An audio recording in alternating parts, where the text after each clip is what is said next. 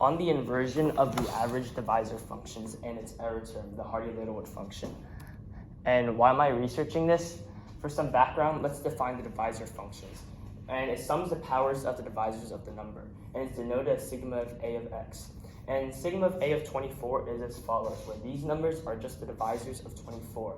And notice that in the case of a equals 0, all of these become 1, so it just counts the number of divisors.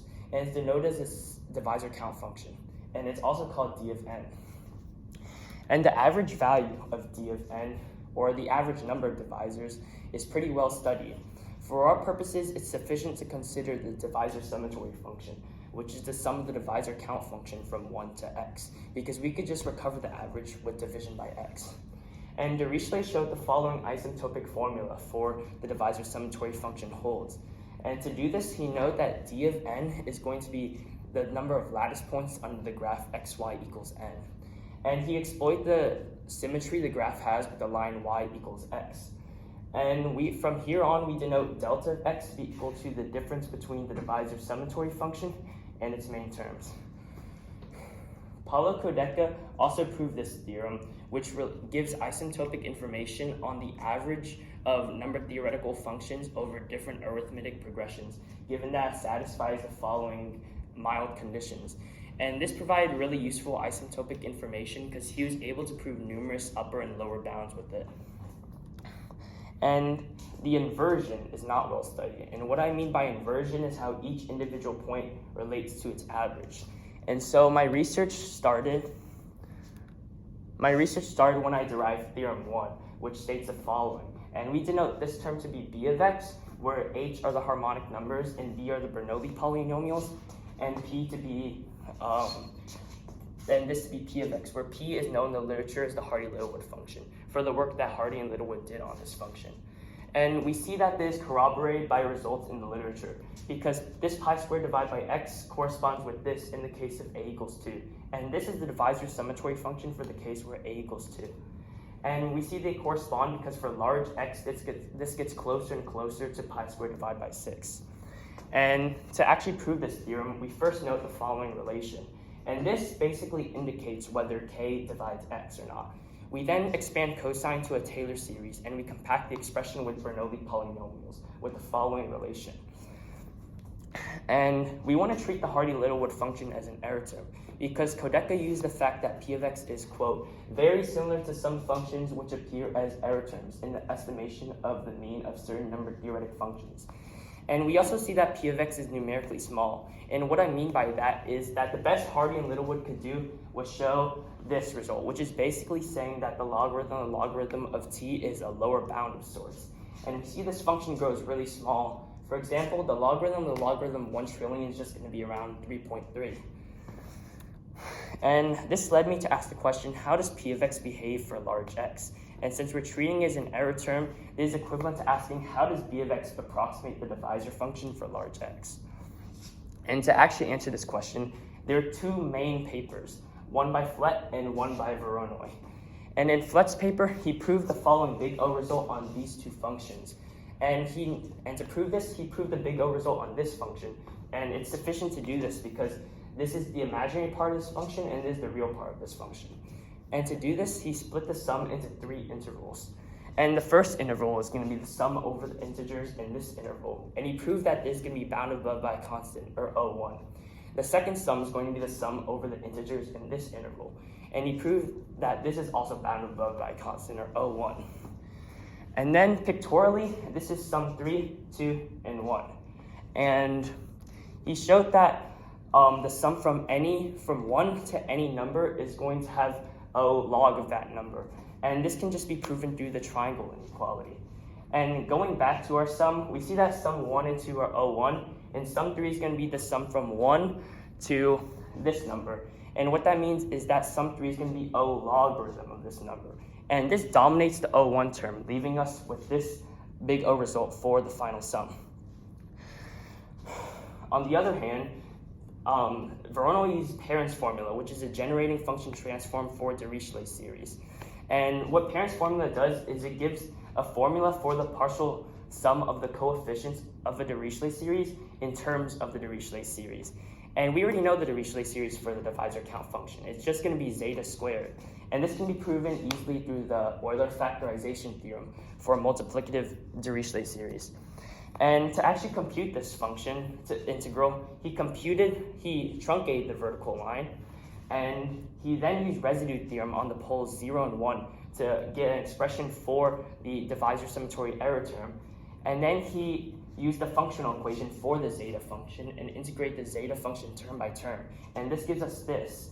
Now to compute this integral, you note that integrating over this contour will be the same as integrating over this contour.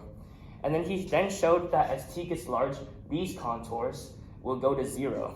And this leaves us with the following integral. And this is recognizable as an inverse Mellin transform after the substitution s to 1 minus s, which leaves us with this, where k and y are Bessel functions.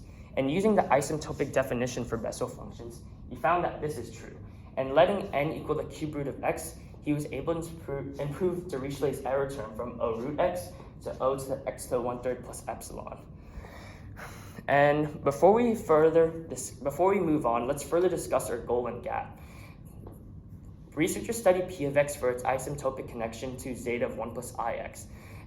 But theorem 1 provides extra context to studying this function, namely its connection to the divisor functions. By studying P of x for large x, we further understand the connection between the divisor functions and P of x. And to be more specific about our goal, Voronoi already filled the gap of studying the average of the divisor count function in terms of Bessel functions, and this proved to be invaluable.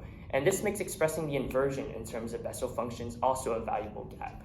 And it also accomplishes our goal of studying P of x for large x and its connection to the divisor functions. And our first method will be to use the Euler-Maclaurin formula, which gives an explicit difference between the sum and the integral of a function over an interval. And this allows us, and it's tailor-made to be analyzed over intervals, which allows us to use Fletch strategy of studying the later intervals. And we also note that it has a strong reputation in asymptotic analysis. And we see this odd derivative term connects it to the Bessel functions. And what I mean by that is the odd derivatives have this form where L are the Laguerre polynomials. And we see that Laguerre polynomials are intimately connected to the Bessel functions. And to prove this theorem, we first use induction to show that the odd derivatives are of this form. We then establish a recursion between odd derivatives, and we show that this function satisfies the recursion as well as the base case, which completes an induction again. And our other method will be to use a generating function transform, which naturally puts our problems in terms of complex analysis and generating functions. And it allows us to use the methods similar to Voronoi. And we will be using an ordinary generating function to an exponential generating function transform. And Riedel showed that the exponential generating function is going to be equal to this, where f is the ordinary generating function transform. And we note the Taylor expansion that P of x is going to be the exponential generating function for the zeta values, and this is going to be the ordinary generating function for the zeta values. And we just plug it in to get this. But there's an issue. This integral does not necessarily converge. So what I did is I formally considered the integral, and then I made the contour to be c plus epsilon. So it picks up the poles ci, c minus 1i, and all the way down to negative ci. And I calculate the residues at these points and then added them together. And this gives us exactly P of c. And to see what happens, for the Euler-Maclaurin formula, this remainder term is very difficult to control. So I used the following bound on the remainder term.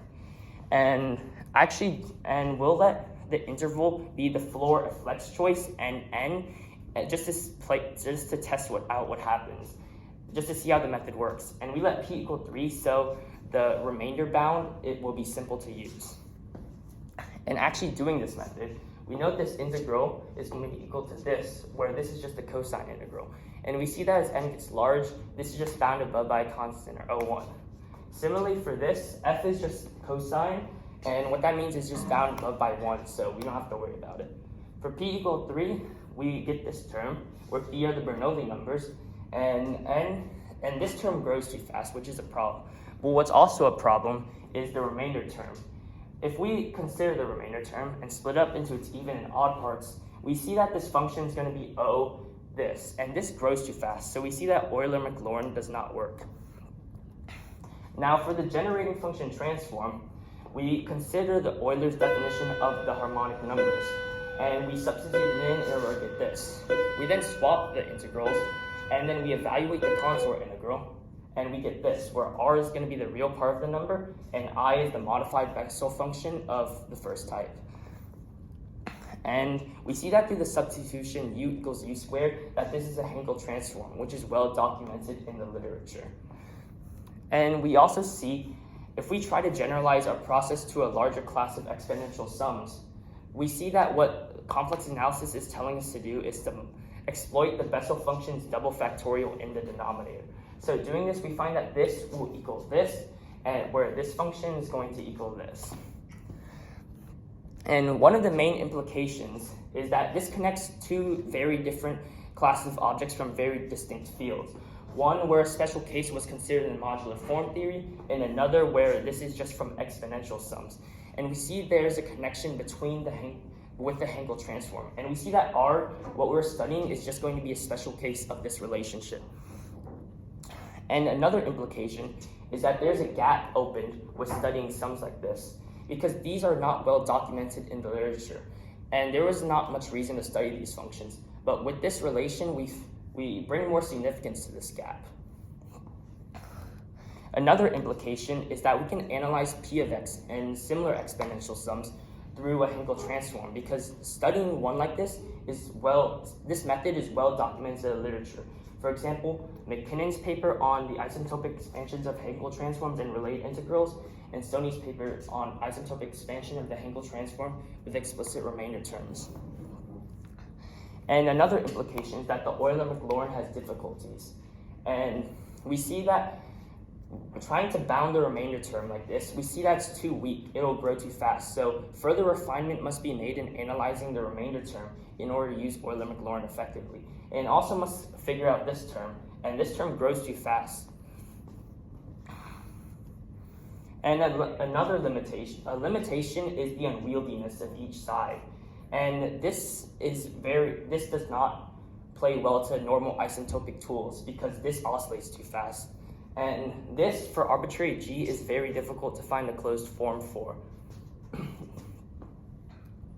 And another limitation is back in theorem 1, B of x. We don't study B of x because it's very difficult to control. And in fact, swapping the sums, we see that the sum does not converge correctly, which makes it even more difficult to study. And further research could address this, address B of x. And does this answer our question? No, because it only indirectly answers the question. And we can study P of x through a Hankel transform, which gives information about P of x for large x, but we don't actually do this. But we do answer is the fundamental connection between these two classes of objects. Is there one? Yes, we answered it that there's a Hankel transform between them. So, and here are my sources. All right, that was really amazing. You checked off just about everything that anybody would be interested in seeing in the presentation, or at least that was required. We have a few questions for you before I open questions that are for your oral defense. I was going to see if any of our audience members had questions. We have Mr. Acord with us today. He would be our expert. Mr. Acord, was there anything in Quentin's presentation that you questioned? Okay, no. Okay. Quentin, you were thorough. Okay, then here are your oral defense questions. Fine. All right, first of all, how did your review of the methods used by the scholars in your field inform your selection of your research method, your process, that is aligned with your research question and project? Before I read Flett's paper, my initial approach was to use the Euler-Maclaurin formula from the interval 1 to x, but this interval did not work. It grew too fast. And so after reading Flett's paper, I modified the method to consider from x to a later interval rather than 1.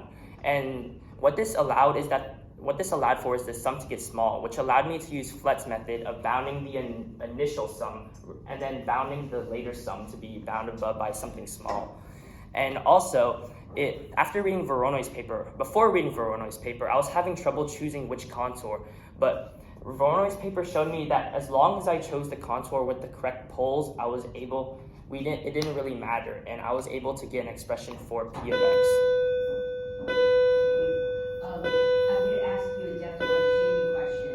How do your findings provide direction for future research? Analysis of exponential sums usually follow process A, which is called Weyl differencing, or process B, which uses Poisson summation. And what my method did and what's strong about them is it's versatile. It's able to be used in mostly every situation as long as the exponential sum satisfied nice properties, which were kind of mild. My method is also able to be used in a large class of exponential sums. But what separates it is the viability in bounding and the viability in use. Because the other side of the Hankel transform, as discussed, for arbitrary G is very difficult to find a closed form for. And it's also hard to bound. It's hard to find isentropic information as stated before because the Bessel function oscillates too much. And this provides direction for further research because we can further understand through another process these classes of exponential sums. Marvelous. Here's your last question. And before I ask it, I rarely ask this question because as you were giving your presentation, you often say we, because you truly do put yourself in the class of mathematicians who are studying unsolved pieces, and you had a lot of contact with your expert advisor. You revised, you used him as a resource. You were truly part of the community, the academic community, pushing these pieces forward. So, how did your expert advisor facilitate your deeper understanding of the research process? So when I was analyzing B of X, I was swapping sums without much care. And at the end of the process, I was getting a sum that didn't converge to the original value. And so I conferenced with my advisor, and he dig deep into each time I swapped the sum and really made me question whether I was allowed to. And eventually, we got to the problem sum, and he showed that it didn't satisfy the conditions of Fubini's theorem. And this habit of digging deep into each rigor point, which is commonplace in mathematical literature, it really formed its way into my mathematical habits. That was just beautiful. You may stop your video.